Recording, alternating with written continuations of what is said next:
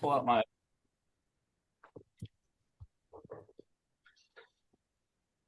All right, so as you can see, I'm driving right now, but we committed to trying to do this once a week. So, our schedule is conflicted, and part of it is my fault because I got to deal with some Airbnb emergencies right now. But I have Joe Farrell back from Strive for 25, the stair step method guy, and we're just gonna shoot the shit right now and see what he's up to, what I'm working on today.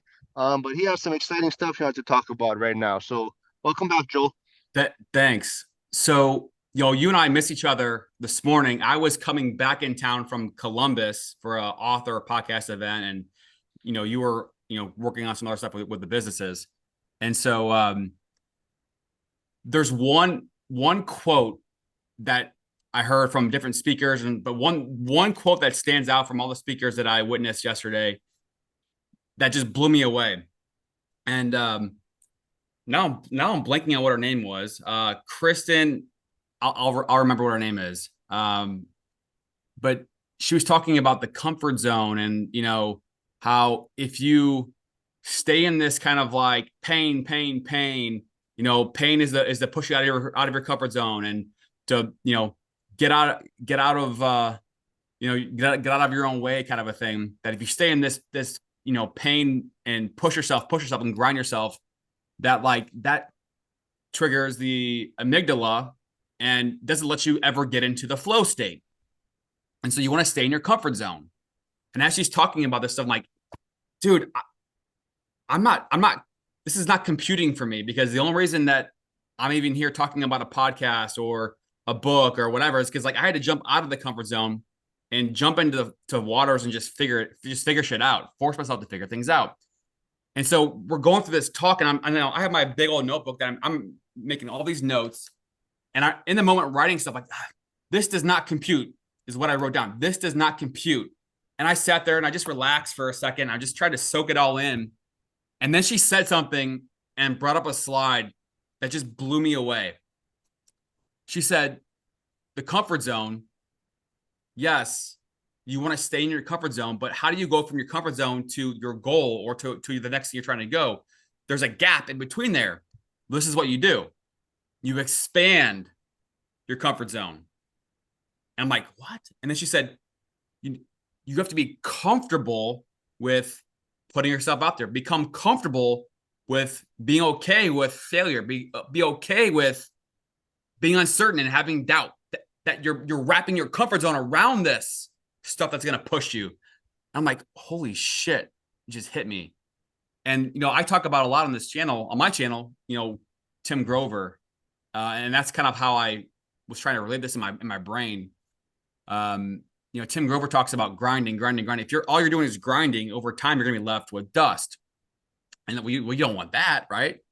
And he talks about, well, you have to also be forming, reassociating what you're doing, and building something and forming something that if you are going through struggles or a lot of work, training your brain to reform that into a positive, not just a negative, hey, I'm exhausted, or hey, I'm struggling, or hey, I'm whatever. And so all these little bitty tweaks of how you look at things can be the difference between not, massive success and stopping and failing, and not see success and just stopping.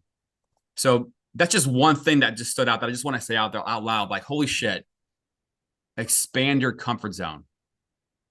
Yeah, we didn't plan this at all. We just hopped on and we just said we're going to start recording. But it's funny because I just posted something on Instagram maybe like 20 minutes ago about it's Kevin Hart talking about, what's the hardest thing is you waking up every single day and kind of you're in the same place. Even though you're grinding, you're kind of in the same place, but mentally, you have a vision, or you're headed somewhere. It's just you're kind of in that, you're in the mud right now, and you're kind of in that same place, and that's the hardest thing. And it's funny that you're talking about expanding your comfort zone, and trying to get out there, and that's kind of what it is. We're both trying to do something here, and sometimes it just feels like you're not really moving. I mean, you're grinding, you're hustling, and mentally you have a vision, but you know like you said, from day to day, it just feels like sometimes you're in this. You look at maybe your followers or your subscribers, and it's like it went up one for the month or something like that, and you're just like, man, is this worth it and whatnot? But yeah, it's funny how we kind of just talking about the same thing. We didn't even plan this today. Yeah. Yeah, like Yes. So what I- what else did you do on your trip?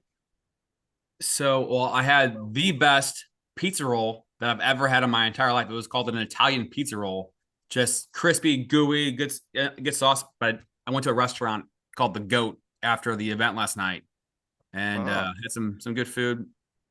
But yeah, like the author's name that I was referencing, her name is Kristen Butler, and her book, The Power of Positivity, another one called The Comfort Zone. But that was one of the authors, and um, there was the headline author was Vanessa Van Edwards, and she wrote a book called The Cues, and I'm blanking on a few other ones, but like she sold hundreds of thousands of books. She was one of the headline speakers for the Lewis Howes event that's today and tomorrow. Um, but this group was the Book Thinkers, and it's headed by Nick Hutchison. And one of the things I plan on doing, because I'm going to be interviewing him later in the month because he's got a book that's coming out. oh yeah. Well, Called, I already interviewed him. you already did?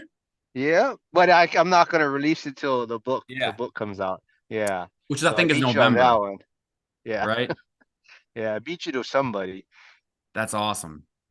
Yeah. Yeah, I'm right now gonna have to go clean an Airbnb unit that I misscheduled, and the guest showed up yesterday and sent me pictures and was asking if I'm sure that the unit was clean, and apparently I mixed up some dates, and yeah, the unit wasn't clean, so I'm had to rush down here to change out the linens and do some cleaning, I guess. But that's what I'm working on. And a tree fell in one of my rentals yards, and they're telling me they have no idea where the tree came from. It's like there was a big storm because they were on a trip for a few weeks. And they came yeah. back and they said it's like someone just dropped a tree in their yard. Like they must have had a Skip some trees. storm or something. Yeah, I don't know. So dealing with that. So that's how my Friday started. But but yeah. So what's the next step with your Airbnb management? What's the next goal that you're trying to get to? I'm just gonna probably try and find more owners that are out of state that if they have units that want to be managed. I don't know. I really don't know how people do it remote. If they do it if they do it themselves. I really don't. I was trying to test the waters to see how easy it is or if it's possible. And I mean, I think it can be done, but definitely there's a lot of personal touches that need to be implemented, and I think that's where you would struggle. But there's a lot of things that do make it automated, but there's still guests that have these questions and how to get things done, and I can see how you kind of do need a manager, boots on the ground kind of thing to make it work more efficiently. But yeah, I'm having fun with it. I mean, it's doing well for us. It's just, there's no risk for me and my partner because, we don't have any mortgage or we don't have any, we just basically have to manage it. And if it doesn't rent, then it doesn't rent. There's nothing, we don't have any expenses to pay. So it's been pretty eye-opening, and I like it. But definitely I was gonna probably talk about this a little bit, how like I noticed New York, they're putting a big ban on Airbnbs coming up, and how your Florida one is doing. But I definitely see, like in Waikiki, it's the prices have come down quite a bit to stay competitive, and a lot of the regulations and the hotels are starting to do it now. So it's pretty competitive right now. Yeah. Yeah, like So what's your plan for the Florida if they do get strict regulations like how New York or something? yeah. You know, I don't know exactly. Um, but that area is so dependent on the vacation rental business in the summertime, spring and summer, that like I just can't imagine Florida getting restrictive on it because it's been there for so long. It's part of the culture. It's part of the the economy. It's intertwined. Um, and Is there a so lot of like hotels and stuff too though yeah, in that there's area? hotels and like condos and all that stuff. Yeah, there's all that's interwoven. So I don't know. I don't see it going away. Maybe they tighten things up, but like if you're Yeah. already in the game, you already have your stuff, then I'm sure you'll probably be grandfathered in rather than maybe they make it more restrictive for new people. But I only have one down there, and the fall and winter is actually less booked than it was the last couple of years. But that's also has to do with the fact that we've been trying to change management companies, but that's been a whole ordeal. I actually had to, in the middle of that event yesterday, I had to jump on a court Zoom thing for a hearing. So that was fun, Can and my you, yeah, phone was dying. can you imagine how people got work done, 10, 15 years ago without Zoom and, FaceTime or DocuSign or whatever? I don't know how people did it. I mean, I guess you I just know. waited, right? You just waited till a phone call or an email and kind of dealt with it at the time. But now everything is so like, yeah, it's crazy. Yeah, I mean, I guess I would have had to fly down and appear in court. Maybe I don't know. Back in the old Yeah, days. even like even like getting people together to do a fantasy football draft would have been crazy. And yeah, Yeah, we would have had to plan that in advance and get people like flying into one central location. I mean, it would have been hell of yeah, fun. I mean, or we could just yeah. plan like a mid-season get together at a Warriors game in San Francisco and just party watching Steph Curry score San, 30 points. no, nobody wants to go to San Francisco, man. Maybe when they were playing LA. Maybe when they're playing Yeah, LA. yeah, yeah. Yeah, well, yeah, we did get I don't know, an X league, I guess, or Twitter league of some real estate finance folks, and we kind of scrambled last minute to get something going. So, we'll be posting how everyone's doing, and definitely, I think the guys that auto drafted were at a little disadvantage. So their teams are, you guys got about five defensive players on your roster and, one quarterback. So we'll see how that goes. But year one So is just to get all the kinks out, and it won't be yeah. so last minute next year. We'll get Do it you want figured out. to throw out some of the names from the people in the league off the top of your head? Off the top of my head, you know what? I don't even know some of their real names, I think, for now. I forgot. But Oh, there's who is in the league? yeah. Let There's me look. Alex Dinsmore, Mark Ham. I kind of know them from like the Michael Zuber one rental at a time community. There's my man Han from Singapore, the real remote investor who invests Right. like whatever 8,000 miles away from his properties. And we have Kevin, the self-storage guy. He's actually a firefighter also, so that's how we Oh shit. connected. Yeah, he's a firefighter. Who else? We got the cash flow guy in there. Yeah. Out of San Um, Diego. yep, he's in San Diego, and I'm actually going to interview him on Monday. Cool. Let's see. Oh, Jack Allwell. Oh, is he in? Yeah, Okay. yeah, Jack's in there. Yeah, yeah. Okay. And who else is in there? Did Real Estate Maxi join? No, he Oh, didn't join, did he? no. Aaron Amin, the hybrid real estate Okay. investors in there. And Okay. there's Jeremy Taggart, the Yeah, I agree. the Pittsburgh, Pennsylvania real estate mogul, investor, realtor, who's killing it out there. So yeah, that's kind of I think that's the whole group right there. So it Cool. should be fun. There was more guys, but it's kind of last minute, so we had to scramble. But next year it'll be more organized, I think. No, it's gonna be fun. I haven't Yeah. been in a league since 2015. This is the first time. Oh, good. Easy money then. Passive income Easy, for me. easy money. Not if I get toilet bowl. If I get toilet bowl, I get my money back, right? I don't know. We didn't even figure out if we're what the payout's gonna be. We just threw it together so we can all talk smack to each other.